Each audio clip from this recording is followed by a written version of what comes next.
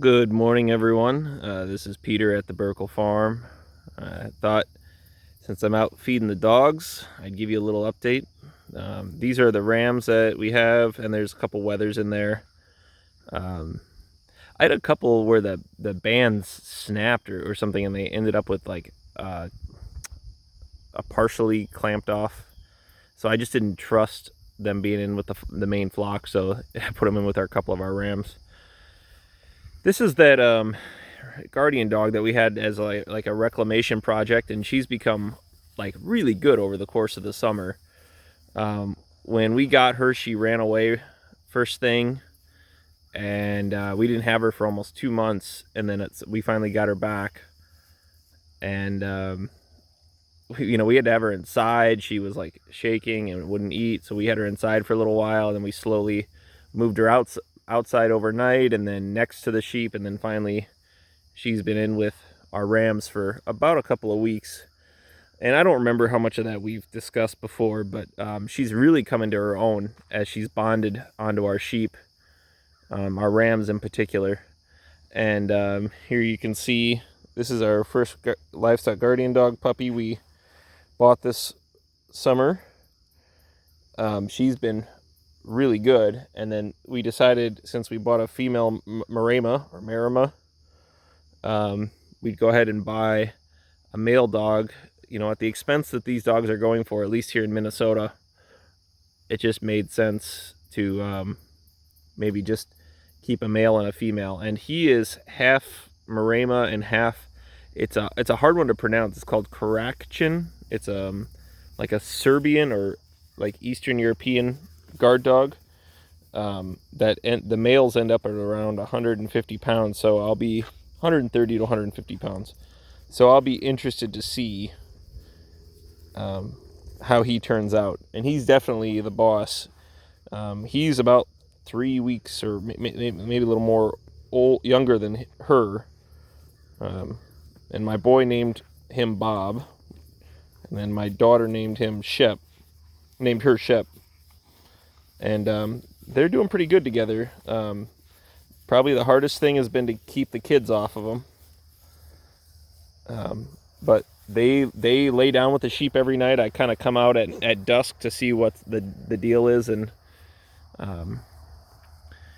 we usually see the puppies laying down with the sheep. And our big dog, we named her Puppers. That's a Letterkenny reference if any of you enjoy that show. She's usually patrolling this. So kind of my temporary solution until I can get a separate piece of land is to keep these rams on the opposite corner of our farm in a electro net, which is, my normal flock's in one wire. So I just wanted the additional, physical and visible and psychological barrier of extra wires. And then just to keep them as far as I can away from our ewes. And so our ewes are up over this hill, down another hill, and up over another one on the other side of the farm. And that seems to be working pretty good if I just kind of choreograph a dance around the farm to keep them separate.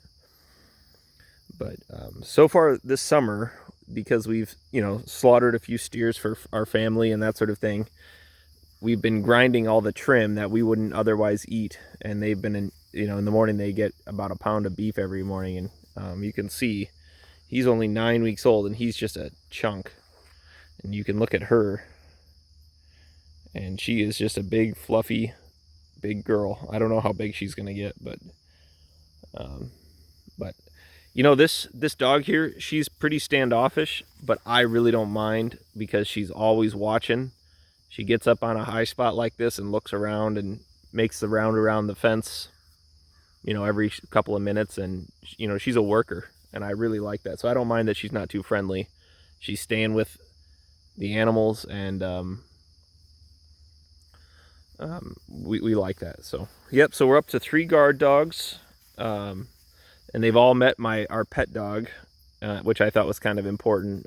We had a stray dog come through here at around 5 a.m. About a couple weeks ago, and he he startled up the rams so much they kind of blew through the electronet fencing, and you know, these two dogs just sat right with the rams. The rams kind of huddled up, and then this big dog was just running big circles, barking her head off, keeping that dog away. So I was really, really pleased with her.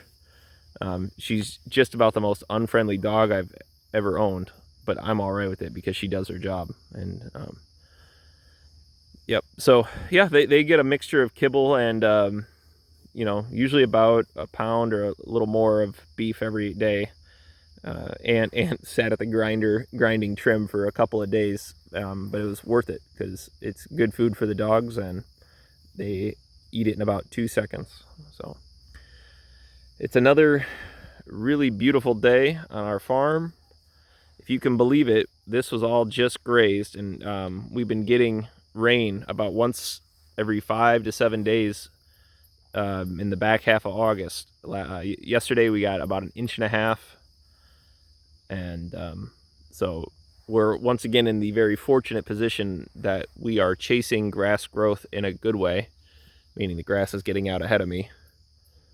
And you know, I had this all mowed down with the idea that I wasn't going to graze it all for the rest of the year, and it's come back enough that I'm putting the rams back through it.